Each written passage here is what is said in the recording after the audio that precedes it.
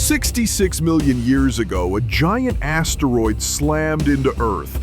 Even though space is almost empty, our planet met a rock big enough to change everything. Its diameter was about 10 kilometers, its speed tremendous, and the blow equaled billions of nuclear bombs.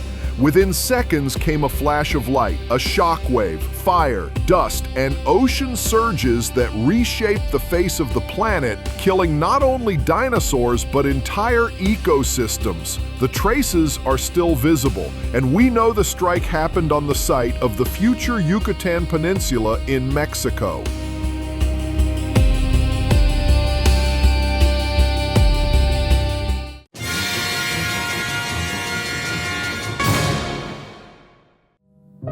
Before the impact, Earth was surprisingly warm and calm. Most continents were covered with lush forests, the seas were full of life, and the climate was mild and stable. Dinosaurs ruled the planet. They grazed, hunted, grew, and reproduced while pterosaurs filled the skies and fish swarmed the shallow seas. Outwardly, nothing foretold disaster, yet that very stability made the coming blow especially devastating, because nature was simply unprepared for such abrupt change and such shock.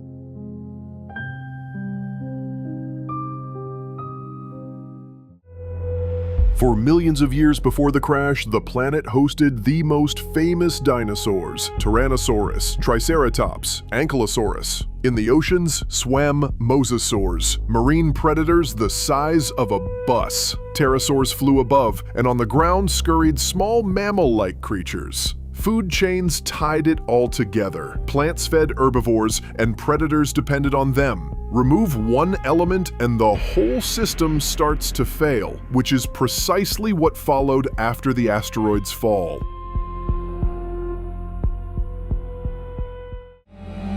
This asteroid most likely came from the belt between Mars and Jupiter, where hundreds of thousands of rocky bodies orbit. One was nudged by gravity into a new resonance and drifted inward toward our world for ages. By arrival, its speed was roughly 20 kilometers per second, carrying energy able to scour almost all life from Earth's surface. Its journey through space was long, and its final minutes were a violent plunge into ocean and rock that ended without warning.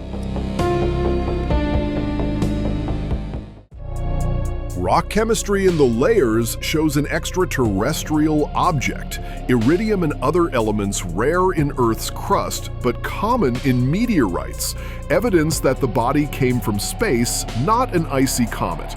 More importantly, it was large, fast, and hit an unlucky place at a bad angle. Together, that turned one strike into a planet-wide catastrophe, not just a local disaster, and that is the crucial point.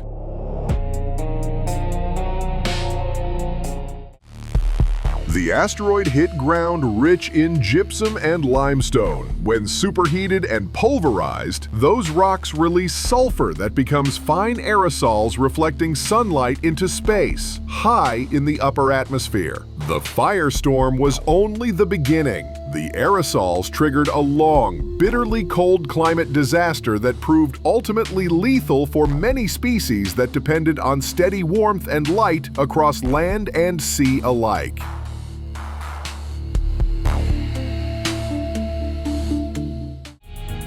Impact struck a shallow coastline of future Mexico. The ground heaved and bedrock ripped, and part of the crust vaporized into hot debris. Molten droplets ignited forests. The crater was over 150 kilometers wide. Water boiled, and life for hundreds of kilometers died instantly as the displaced ocean raised colossal waves toward distant shores and along low river plains.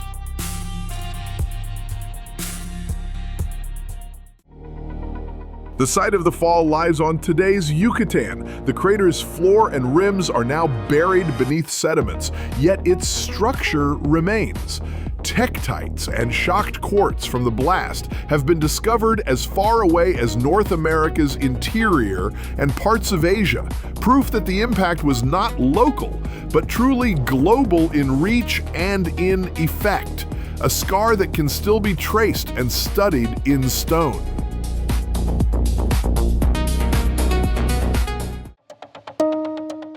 First came a blinding flash, then heat intense enough to set distant forests alight. Many animals near the epicenter died instantly. The first hours were the worst. Skies darkened, firestorms merged, hurricane-force winds roared, and fine dust began to blot the sky even far from the crater. Shockwaves echoed, birds fell silent, and day dimmed toward dusk.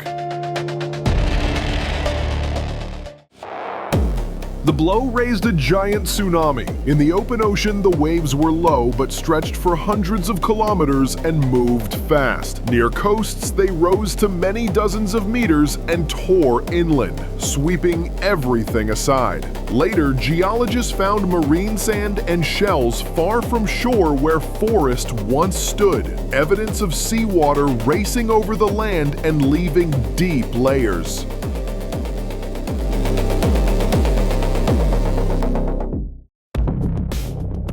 After the fire came darkness. Huge amounts of dust, ash, and soot lofted into the atmosphere and dimmed the sun so much that daylight fell to deep twilight across continents and oceans. The darkness did not last for only a day or a week. The gloom persisted for months, and the cold that followed endured for years worldwide, touching every region of the planet.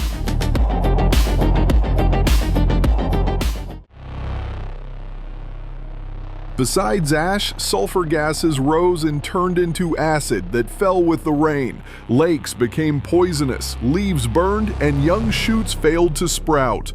The ground turned cold, acidic, and dead. Even the hardiest species were stressed. What had bloomed became desert, and it happened fast, within just weeks. Even remote valleys were hit, and whole regions turned dry and barren.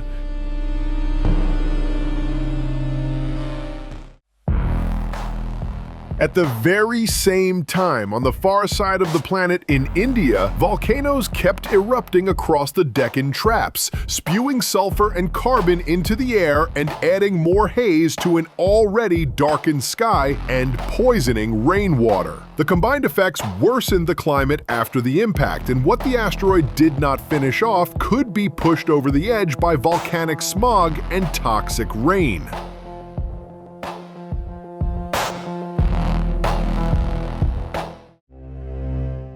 It was not only the dinosaurs that vanished. Ammonites, many marine reptiles, and whole plant communities disappeared as well across oceans and continents. Survivors were small, adaptable, and omnivorous, able to eat seeds, insects, carrion, almost anything. To hide in cracks and burrows, to sleep through hardship, and to wait out a long winter with little energy.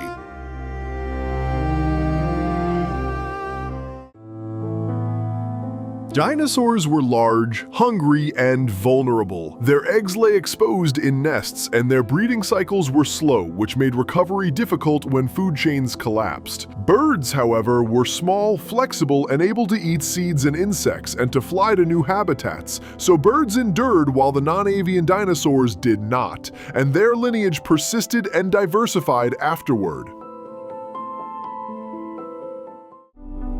Small mammals, creatures like shrews and early rodents, survived by living in burrows and nests where they could shelter underground through the worst months. When skies finally cleared, they spread out and diversified for millions of years as forests regrew and seas recovered. From those survivors evolved whales, lions, bats, and primates. The extinction opened space and a new chapter in Earth's history. For a long time, scientists could not determine where the asteroid fell. That changed when geophysicists mapped a crater hidden under sediments in offshore waters, measured gravity anomalies, dated shocked minerals, and analyzed the rocks. Everything matched. This was Chicxulub, the impact basin whose buried outline still speaks about what happened. In rock layers around the world, researchers found a thin clay enriched with iridium, an element rare in Earth's crust but common in meteorites.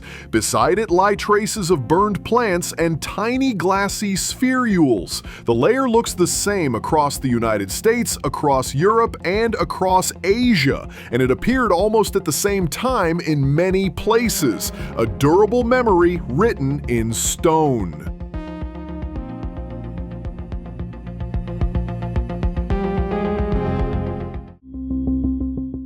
Such a strike could happen again. Astronomers watched the sky and catalog asteroids whose orbits might shift toward Earth. In 2022, NASA's DART mission changed a small asteroid's path, showing we can deflect a threat. The main thing is to spot danger early, because if we learn too late, there may be no chance to act.